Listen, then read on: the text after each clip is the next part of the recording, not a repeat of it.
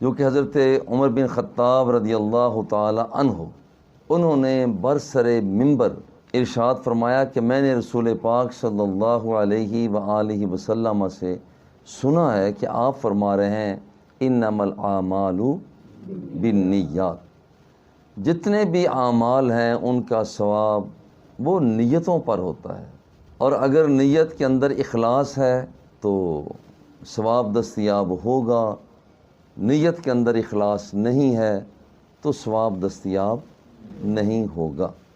نیت کا معنی ہے نوشیہ، جب کوئی آدمی کسی چیز کی نیت کر لیتا ہے تو وہاں پر کہتے ہیں ارادہ کر لیتا ہے، نوشیہ، اس نے اس کا ارادہ کر لیا۔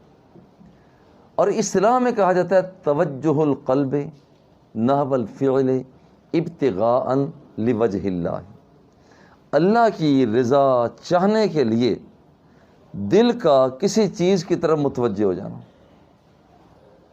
کوئی شخص ارادہ کر لیتا ہے کہ میں اللہ رب العزت کی رضا کا طالب ہوں اور میں یہ کرنا چاہتا ہوں، بس وہ توجہ القلب نحو الفعل ابتغاء لوجہ اللہ تعالی، اسے کہا جاتا ہے نیت،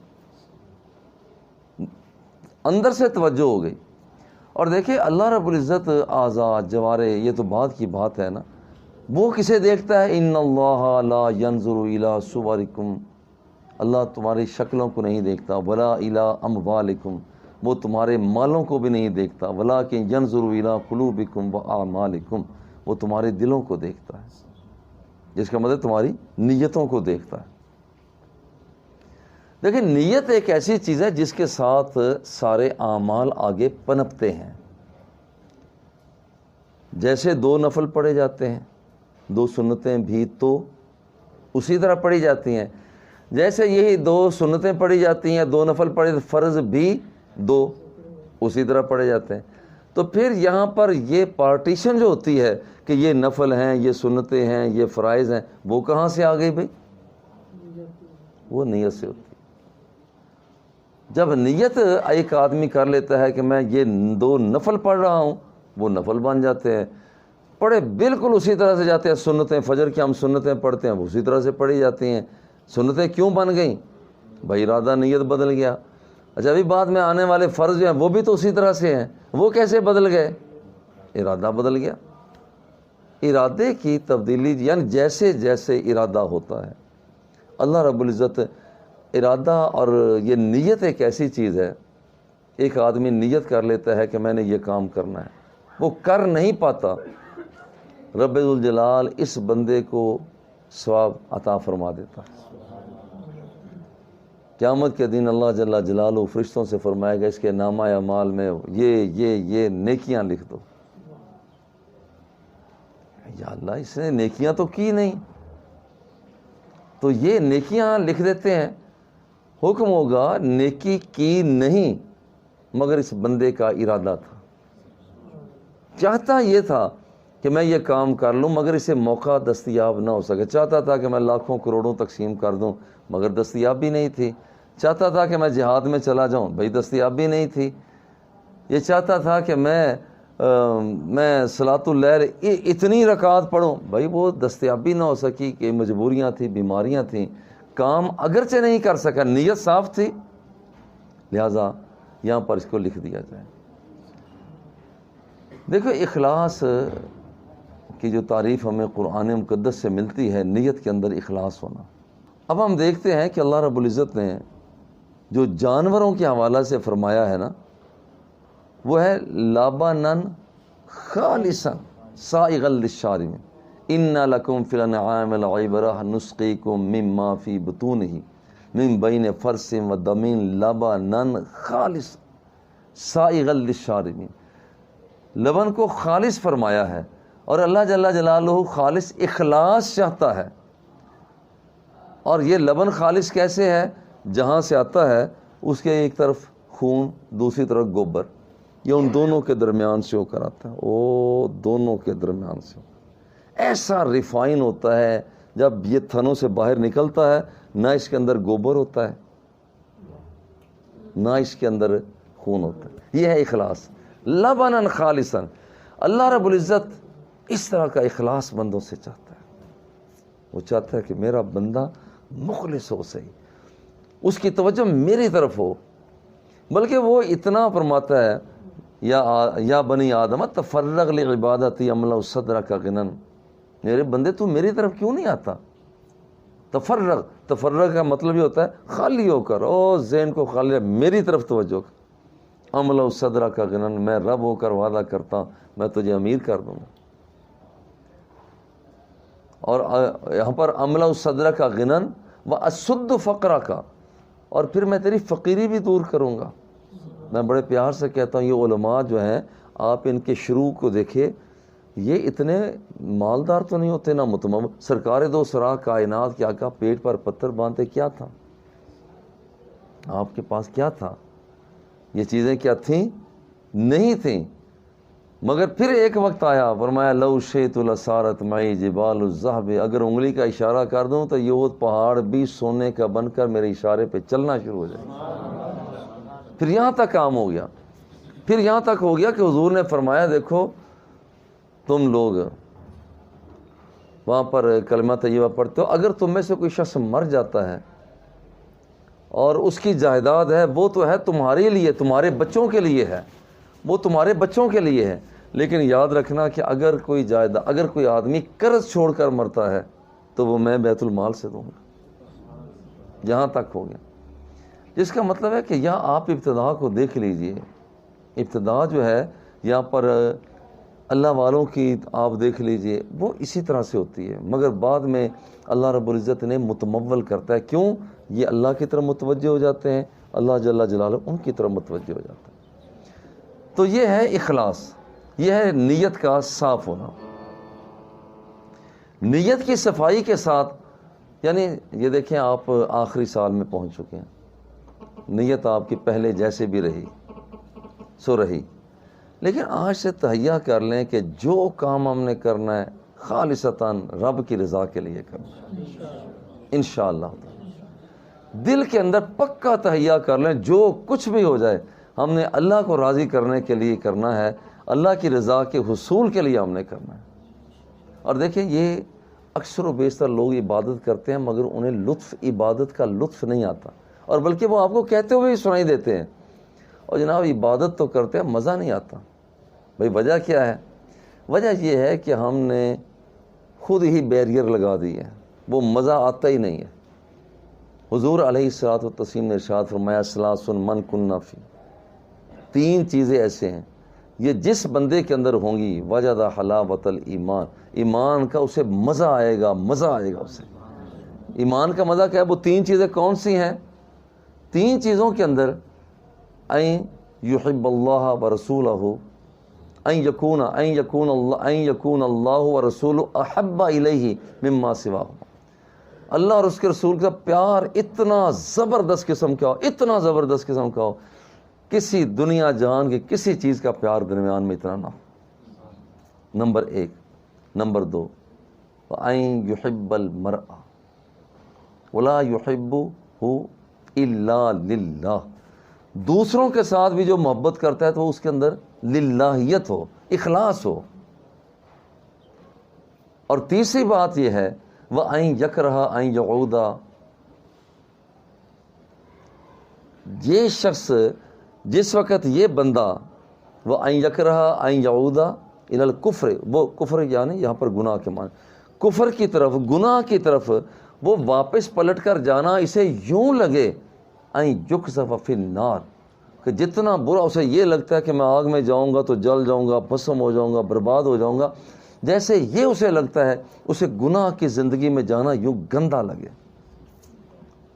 اسے یوں لگے. اور کچھ لوگ ایسے ہیں، میں نے اپنی آنکھوں سے دیکھا ایک جگہ، وہاں پر ایک عالم دین تھے، ایسا کچھ ہوا کہ وہاں پر وہ کوئی مخلوط سا پروگرام ہو گیا، مردوں کا عورتوں کا. وہ عالم دین وہ باہر نکلے، انہیں واقعتاً کہہ آ گئی، الٹی آ گئی. کہتے یہ کیسا ہے، ماحول کیسا ہے؟ میں نے کہا کیا بات ہے، اتنی نفاست، اتنی صفائی، انہیں باقاعدہ الٹی کی ہے. تو یہ ہوتا ہے گناہ کے سے نکل کر واپس گناہ کی طرف جانا، اسے یوں لگے جیسے مجھے آگ میں پھینکا جا. یہ اخلاص ہے.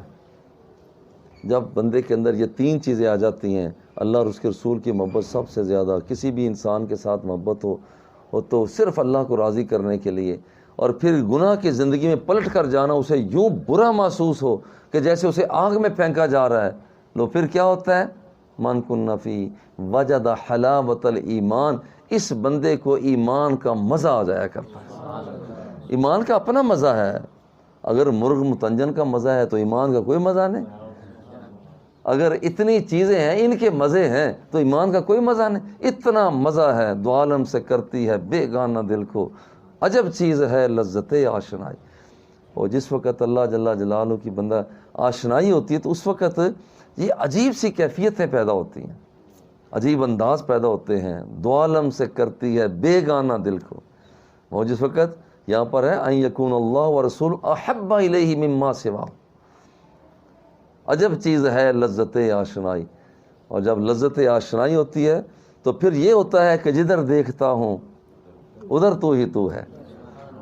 تو یہ آشنائی، یہ چیز کیفیت جو ہے، اب یہ روایت انما الاعمال بالنیات، اصل میں یہ روایت اگر ہم دیکھتے ہیں مرکز کے اعتبار سے، حضرت میں عمر فاروق رضی اللہ تعالی عنہ ہے، حضرت علقمہ ہے، محمد بن ابراہیم ہے، یہاں تک تو چلتی ہے اس کے اندر فردیت، مگر جیسے یحییٰ بن سعید آتے ہیں وہ روایت پھیل جاتی ہے، اس اعتبار سے دیکھا جائے تو یہ مشہور بن جاتی ہے۔ لیکن اگر مجموعی طور پر دیکھا جائے تو ہم حکم لگائیں کہ یہ حدیث مفرد ہے، یہ حدیث غریب ہے۔ اچھا مولانا یہاں پر ایک بات فقہی مسئلہ بھی پیش نظر رہے، امام مالک، امام شافعی، امام احمد بن حنبل، تینوں ائمہ فرماتے ہیں جب تک کوئی نیت نہیں ہوگی تب تک کسی بھی عمل کا ثواب دستیاب نہیں ہوگا۔ امام ابو حنیفہ رحمہ اللہ بعض کو استثناء کرتے ہیں، کہتے ہیں کہ بعض ایسی چیزیں ہیں کہ وہاں پر نیت کے بغیر بھی اگر انہیں اختیار کر لیا جائے تو ثواب بھی دستیاب ہوگا، وہ عمل میں بھی آ جائے گی۔ اس کی ایک مثال پیش کی جاتی ہے، جیسے یہی ابھی بارش ہو رہی ہے تو ایک آدمی بارش میں کھڑا ہو جاتا ہے، اس کی نیت کچھ بھی نہیں ہے، اسے ضرورت ہے کہ وہ نہائے، نیت اس کی کچھ بھی نہیں ہے، تینوں ائمہ کہیں گے اگر یہ پورا گیلا ہو گیا ہے، کلی کر لی ہے، اس میں ناک میں پانی ڈال بھی لیا ہے تو اس کا غسل نہیں ہے۔ امام ابو حنیفہ رحمہ اللہ فرمائیں گے نہیں، یہاں پر نیت کی ضرورت نہیں ہے، کیونکہ بہت سے معاملات میں ہے کہ وہ نیت کے بغیر ہی اللہ جل جلالہ اس کا ثواب دستیاب عطا کر دیتا ہے، دستیاب کر دیتا ہے۔ تو ان میں جیسے یہ بات ہے، مگر ایک سوال ابھی امام بخاری رحمہ اللہ ان پر باقی ہے کہ دیکھیے احادیث میں آتا ہے کہ کل امر ذی بال لم یبدا بحمد اللہ، یہاں جب تک حمد شریف کے ساتھ کوئی کام شروع نہ کیا جائے تو وہ ناقص ہوا کرتا ہے۔ تو یہاں پر تو کہاں لکھا ہے جی الحمدللہ رب العالمین، کہاں ہے خطبہ؟ ہمیں تو خطبہ دستیاب نہیں ہوا۔ لیجئے مولانا یہاں پر اس کا جواب دیا جاتا ہے کہ ابتدا میں امام بخاری رحمہ اللہ انہوں نے قرآن مقدس کا ایک حصہ پیش کر دیا، اور وہ حصہ جو پیش کیا انا اوحینا الیک کما اوحینا الی نوح والنبیین من بعد، یہ جو قرآن مقدس کا ایک حصہ پیش کیا یہ اسی حمد کے ہی قائم مقام شمار کیا جاتا ہے۔ لیجئے مولانا یہاں پر اس کے بعد ہے کہ حضور علیہ الصلوۃ والتسلیم نے ممبر پر جلوہ فگن ہو کے ارشاد فرمایا، اور ذوق کی بات یہ کہ جس ممبر پر جلوہ فگن ہوتے تھے وہی ممبر جب اس نے دیکھا کہ حضور آج جلوہ فگن نہیں ہے تو فزیکلی رونا شروع کر دیا۔ صحابہ فرماتے ہیں سمینا صوتہ کا صوت العشار، اور وہ اس طرح سے رو رہا تھا جیسے 10 مہینے کی حاملہ اونٹنی بلبلاتی ہے، وہ یوں رو رہا تھا، کہتے ہیں ہم نے خود اس کی آواز کو سنا ہے، وہ رو رہا تھا، حضور کے فراق میں رو رہا تھا۔ پھر حضور تشریف لائے، اپنا ہاتھ فوضع یادہ لو لم یحتضنہ لبکت الی یوم القیامہ، حضور پاک نے آ کر اسے دلاسا دیا چپ کر کاکا، چپ کر جا۔ اور سرکار کا اپنا انداز، اور فرمایا کہ یا لو لم یا اگر یہ سرکار دو سرا اسے دلاسا نہ دیتے لبقت الی یوم القیامہ قیامت تک یہ فراق مصطفیٰ میں روتا رہتا. رونا دھونا کرتے رہنا چاہیے. دیکھیں یہ رویا دھویا تو سرکار بھی تشریف لے آئے. یہ اگر ممبر ہو کر رویا دھویا ہے تو سرکار تشریف لے آئے ہیں. تو جو بندہ اللہ رب العزت نے اسے حواس خمسہ ظاہرہ دیے ہیں, حواس خمسہ باطنہ دیے ہیں, اس کو سیال صلاحیت لیاقت دی ہے, اگر یہ بندہ سرکار کی یاد میں اگر اس طرح سے کوئی روئے, چیخے, چلائے, کوئی بولے, تو یہ ہو نہیں سکتا کہ سرکار تشریف نہ لائیں. یہ ہو نہیں سکتا. اچھا صاحب, دیکھیں کہ اسلام کے ابتدا میں حضور علیہ الصلاۃ والتسلیم جو ارشاد فرمایا برسر منبر, فرمایا کہ دیکھو کہ اعمال جو ہے اس کا ثواب نیتوں پر ہے, اور جو شخص نیت کرتا ہے اس کو ثواب دستیاب ہو جاتا ہے. اور اگر اس کا, میں ایک بات اور عرض کرتا ہوں, اب دیکھیے اس کو آپ یوں کر سکیں گے کہ ایک شخص جو ایک مثال پہلے بھی گزری ہے, وہ ڈوب رہا ہے, اسے بچانے والے دو ہیں. ایک عورت ہے ڈوب رہی ہے, اسے بچانے والے دو ہیں. ایک نے ڈوبی ہوئی عورت کو بچانے کے لیے دائیں ہاتھ سے پکڑا ہے, دوسرے نے بائیں ہاتھ سے پکڑا ہے. دیکھو عمل بھی دونوں کا ہے. ایک کی نیت ہے کہ ایک انسان بچ جائے, اور دوسرا ہاتھ لگا رہا ہے چلو کچھ نہ کچھ تمازت اور حرارت پیدا ہو جائے. اب دونوں بندوں کا کام ایک جیسا لگ رہا ہے. اس نے بھی اس کے بازو کو, عورت کے بازو کو پکڑا, اس نے بھی عورت کے بازو کو پکڑا ہے, وہ بھی کنارے کی طرف لا رہا ہے, وہ بھی کنارے کی طرف لا رہا ہے. مگر حالت کیا ہے؟ ایک کی نیت کے اندر فساد ہے, دوسرے کی نیت کے اندر درستی ہے. جس کی نیت کے اندر فساد ہے وہ گناہ پا رہا ہے, جس کی نیت کے اندر درستی ہے وہ ثواب پا رہا ہے. ایک شخص, یہ نیت کا اخلاص بندے کو کہاں سے کہاں تک لے جاتا ہے. ایک آدمی ویسے جا رہا ہے, مسجد کے قریب سے گزرا, چلو جی میں نماز بھی پڑھ جاؤں, بھائی ثواب تو اسے بھی ہے. مگر ایک آدمی اسپیشل وضو کیا, وضو کرنے کے بعد پھر اب وہ مسجد کی طرف جا رہا ہے. اب یہ جو مسجد کی طرف جا رہا ہے, رب ذوالجلال اس پر کرم کتنا کرتا ہے. جب یہ ایک قدم اٹھاتا ہے, رب ذوالجلال اس کو ثواب بھی دیتا ہے, ایک درجہ بھی بڑھا دیتا ہے, گناہ کو بھی مٹا دیتا ہے. دونوں کو ثواب دستیاب ہو, مگر جس کی نیت کے اندر اخلاص تھا اس کو یہاں تک ثواب دستیاب ہوتا ہے. وما امروا الا ليعبدوا الله مخلصين له الدين حنفاء ويقيموا الصلاة ويؤتوا الزكاة وذلك دين القيم. اور یہ جو ملتا ہے, انہیں حکم دیا کہ وما امروا الا ليعبدوا, تاکہ وہ عبادت کریں.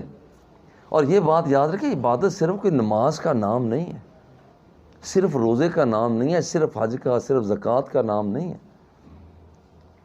ایک آدمی وہاں پر نماز تو پڑھتا ہے, مگر باقی اعمال جو ہے, میں نے اپنی آنکھوں سے دیکھا ایک اسمگلر کو اسلام آباد جامعہ جن دنوں میں ایم فل یا پی ایچ ڈی کر رہا تھا, وہ جس بس میں بیٹھا وہ ایک تسبیح والا بندہ, اس حالانکہ وہ ہمیں بھی لاہور آ کر پتہ چلا کہ وہ اسمگل کیا ہوا مال اتنا تھا اس کے اندر. وہ تسبیح لے کر کھڑا ہوا ہے, جتنے پولیس والے آتے ہیں وہ تسبیح گھماتا, پولیس والے وہ گئے. وہ اس وقت تک مجھے پتہ نہیں تھا, بعد میں جب میں نے تفتیش کی تو اس میں یہ بات آئی کہ یہ لوگ ایسے ہوا کرتے ہیں. اور وہاں پر وہ ان کا جیسے کوڈ ورڈ ہوتے ہیں, وہاں پر انہیں یہاں پر وہ تسبیح دکھاتا وہ چلے جاتے. اب دیکھو وہ جو تسبیح اس نے ہاتھ میں, اس نے تسبیح تو گھمائی, وہ دل نہ گھمایا. تسبیح گھمائی, دل نہ گھمایا. وہ جو شخص بلیک میلنگ کرتا ہے, وہ بیت اللہ کا طواف کرتا ہے, وہ چکر لگاتا ہے مگر دوسروں کو چکر دیتا ہے, اب اس کے اندر اخلاص نہیں ہے, وہ ثواب بھی دستیاب نہیں ہوتا.